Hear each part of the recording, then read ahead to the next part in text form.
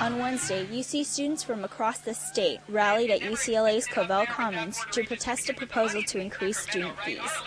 Inside, the UC Regents meeting began with a public comment session where students from various organizations spoke in front of the UC Board of Regents and expressed their opinions about this controversial issue. I've also had to watch countless friends of mine have holds placed in the records because they were unable to pay these high student fees. Because of this, students are unable to be students. By and large, our fee progress is on a healthy basis. I think we should use increased fees not to reduce state support, but to restore quality. Outside of Covell Commons, the student protesters' objectives were to remind the UC Board of Regents to consider the welfare of college students and uphold their prior commitment to the power and promise of 10.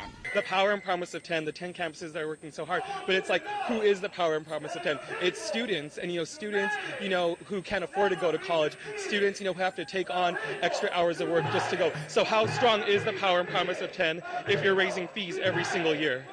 Back in November, when they tried to vote at the Regents meeting to increase fees, we were working to get them to postpone it so that we can work with the state legislature to fund the money into the UC system so students don't have to suffer the burden of fee increases. Protesting students not only strive to influence the Regents' coming decision, but also hope to rally more student awareness and support. The proposed fee increase, originally initiated by a deficit in the state budget, would have consequences that directly affect UC students. The compact did involve pretty significant student fee increases. Obviously, it involved more stable state funding, and that was laudable, but there wasn't a significant student share of that stability burden.